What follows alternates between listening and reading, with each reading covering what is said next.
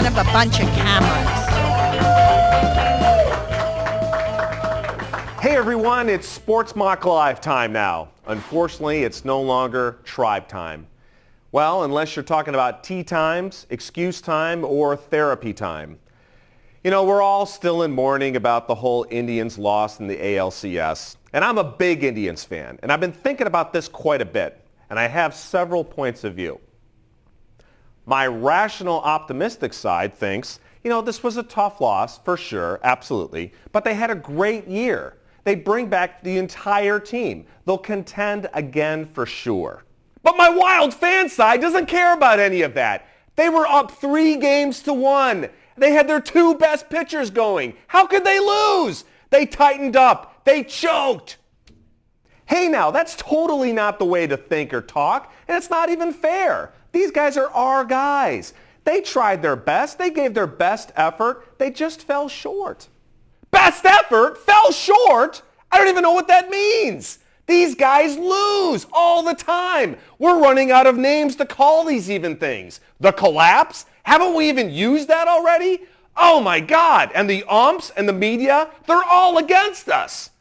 Now just calm down, fan side. There is no reason to get all down. God doesn't hate Cleveland. There's no national conspiracy against us. There's no reason to get down on our teams or our city. Don't get all paranoid. We'll never win anything. We're just a bunch of losers. Hey, we may be losers, but my comedian side actually loves it. It's a lot easier to make jokes when you lose, especially in epic gut-wrenching ways. Did you hear about the broken stop sign in Boston that caused a major problem? It's named Joel Skinner.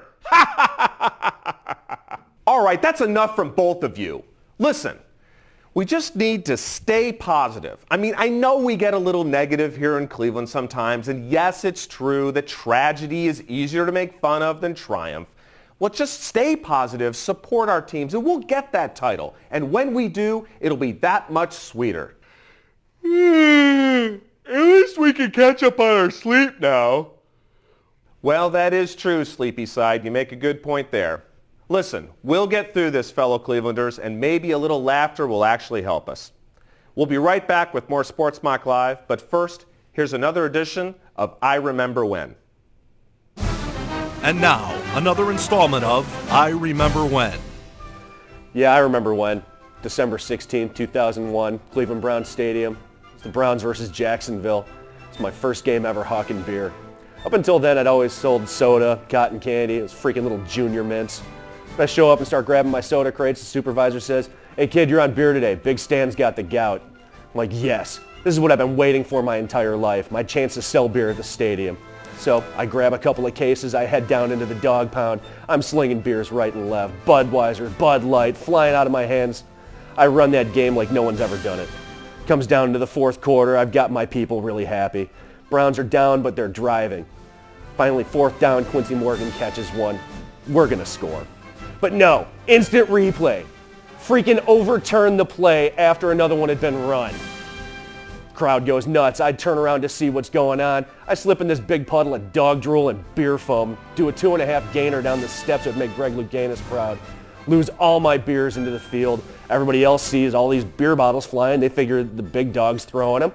They start throwing them too. Doggy see, doggy do, you know. Next thing you know, players are running off the field. Refs are running off the field. All because of me selling beer in bottles. Yeah, I remember it. Welcome back to SportsMock Live. Folks, we have something exciting to show you now. Something that we've been holding off for a while, but unfortunately we're forced to do it. I introduce to you the Count Up to a Championship clock.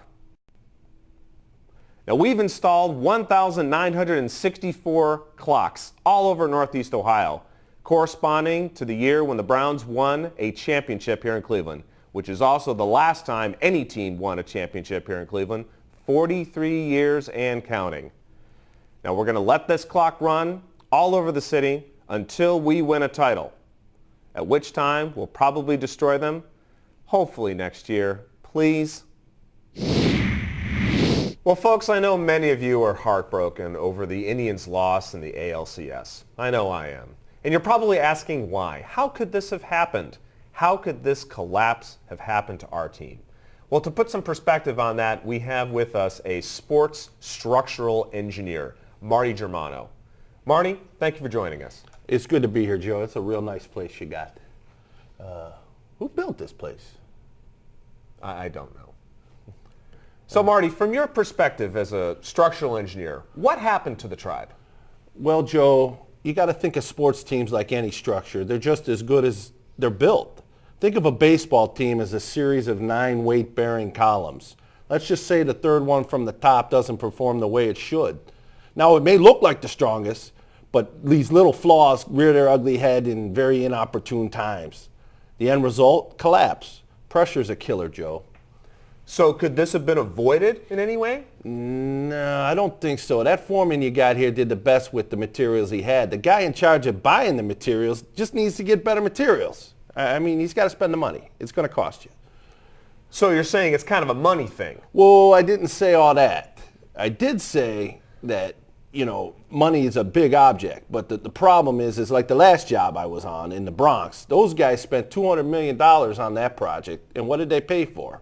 Old materials that just didn't last. I mean, they spent $25 million on a rod. They didn't need a rod. They needed a beam or a girder, something that's going to give them some support. Sure, a rod's okay in the summer, but when the fall hits, it's not going to help you. Trust me when I tell you, though, that wasn't their biggest problem over there. They had big money invested in some huge lumber in Oakland, but it was treated lumber and filled with all kinds of chemicals, and there's no way you're going to get that past inspection. So what can the Indians do? I mean, for next year? Well, the first thing I would do is get rid of that freaking pink Muppet thing they got jumping all over the job site. That's crazy. Second, I'd go get some generators because there's definitely not enough power, especially in the corners of that place. And another thing, it's way too breezy in there. Maybe cut down the fanning a peg or two. I know what I wouldn't do is I wouldn't tear it down and rebuild.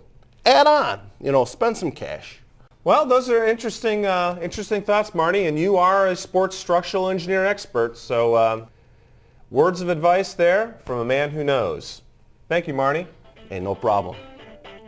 Well, that's our show for today. Hope you enjoyed SportsMock Live. We'll see you again soon.